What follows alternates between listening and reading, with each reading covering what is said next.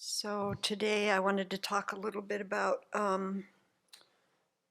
recent experience that was helpful for my practice. So we've been getting a rain of Dharma in the last months, just tons of new things. And sometimes I find it a little overwhelming to get so much because I can't absorb it all because it's hard.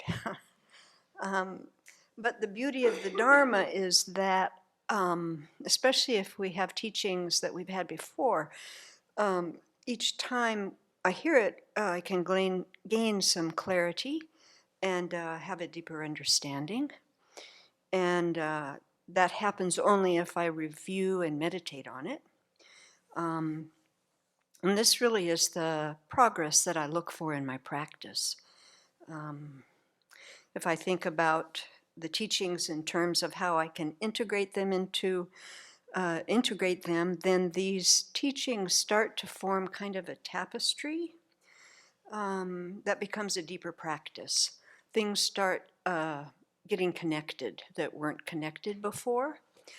And the more I learn, the more it's very apparent to me that the task is to, if we're going to reach our final goal, is to continue to bring in more more of these threads, more of these really important aspects of the teachings, and integrate them into our practice more as we can.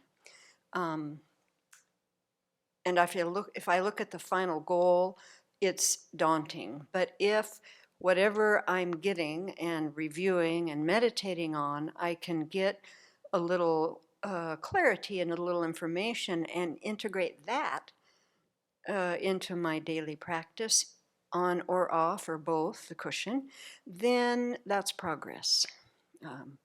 And then I don't get discouraged, and it's good. So I had a recent experience that I'd like to share that that demonstrates this. So the topic is the four establishments of mindfulness, and that's germane to now because that's what we're going to be meditating on and studying this winter retreat. So Vinabhakadra has been teaching the 37 harmonies with awakening in the class that she's giving and has been giving for a while. And these 37 practices form the common path that creates the causes for awakening. So that's important. And so the first of these 37 harmonies with awakening is the four establishments of mindfulness. And so the development of the mental factor of mindfulness is emphasized to be developed because all of the harmonies must be cultivated with mindfulness. So those two go together without a doubt. So in volume 4 of Library of Wisdom and Compassion, following in the Buddha's footsteps, His Holiness the Dalai Lama and Venerable Children write, the purpose of the four establishments of mindfulness is to gain direct insight into the nature of our body and mind, and to use this wisdom to eliminate the afflictions that bind us to samsara. Through realizing the body and mind are impermanent and unsatisfactory, we want to generate the wisdom realizing emptiness that eradicates the ignorance that is the root of samsara. To gain this insight, sharp mindfulness and deep concentration are necessary. The four establishments of mindfulness accomplish this. Mindfulness of the body, feelings, mind, and phenomena leads us to understand impermanence and emptiness. So these four are very important because body, feelings, mind, and phenomena are the basis of the designation of I, the person. So I wanted to talk a bit about mindfulness of feelings today because I was able to understand this on a deeper in a deeper level, which then impacts my practice. So feelings are correlated with true origins of suffering. So feelings are pleasant, unpleasant, or neutral. And it's easy for me to identify pleasant and unpleasant feelings. I experience them kind of constantly throughout the day, often get stuck in them, lost in them, suffering with them. We know feelings arise when we have contact with objects, and the results of feelings are craving and clinging, which we learned about in the 12 links of dependent arising. So even just now, what I've talked about so far, all these different practices and how they're connected. And so some of the task is to try and keep that in our mind as we're going through our day. It's not such an easy task, but if we keep on it and keep going over these again and again, things start linking up, which is the beauty of Buddhism to me, anyhow. So karma is also the cause of feelings. The pleasant, painful, and neutral feelings are the result of our previous action. And it's pretty easy to realize that pleasant feelings can lead to craving and attachment. Our mind thinks that pleasure is coming from the object or person. That's the source of pleasure. We get caught up in that. And of course, since all of these objects and people are impermanent and changing moment to moment, and this pleasant feeling is very fleeting, then this misconception brings a lot of misery. And then that leads to unpleasant feelings, can lead to aversion or hatred. And then having neutral feelings can lead to craving for them not to diminish.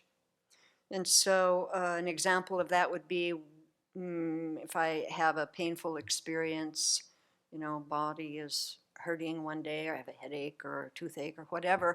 As soon as that changes and goes away, oh, that feels so good. I want to keep in this place now. It feels kind of neutral compared to, where it was. And so we just want to, continue that neutral state. So all of that was pretty familiar to me. That was presented in the class by Vinova Kadro. The new information that she presented has been very helpful. So first, in meditation, to establish mindfulness of feelings, we had first observe our mental and physical sensations. We identify pleasant, unpleasant, and neutral feelings without conceptualizing about the feeling or its source. Ooh, that's hard. That's hard. That takes a lot of practice and concentration. And then this part too is also very new and interesting. We discern what type of feelings we are experiencing by identifying if they are worldly or spiritual feelings. So this was very new for me, categorizing feelings as worldly or spiritual. So worldly feelings arise from contact with sense objects. So pleasant, that could be the dukkha of change; unpleasant, dukkha of pain; neutral, pervasive dukkha of conditioning.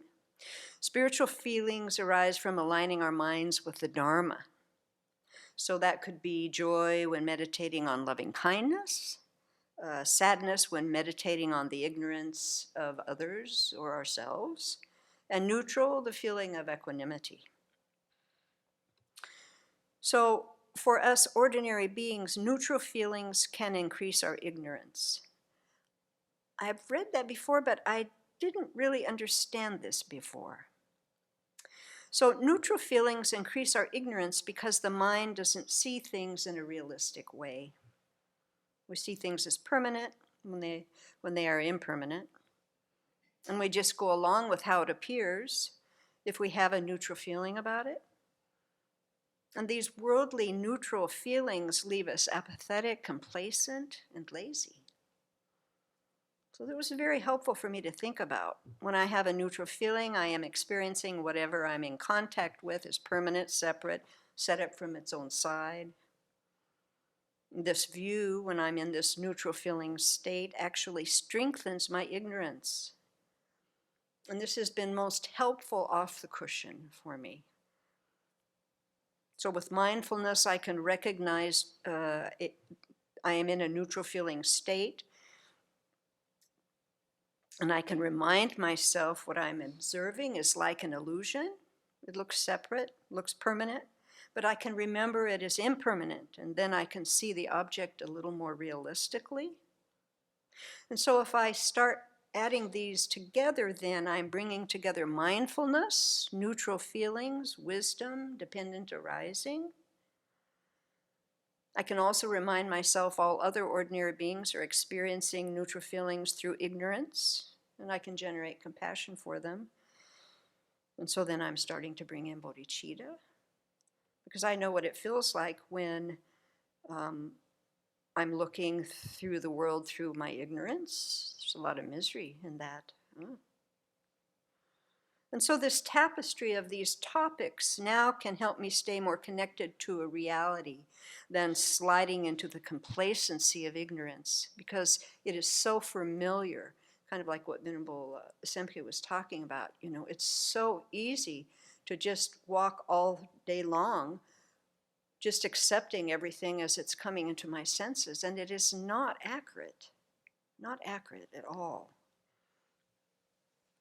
So may we remember to identify neutral feelings and practice staying connected realistically, which will decrease our ignorance and lead us to our goal of Buddhahood, so that we can benefit others, other living beings skillfully.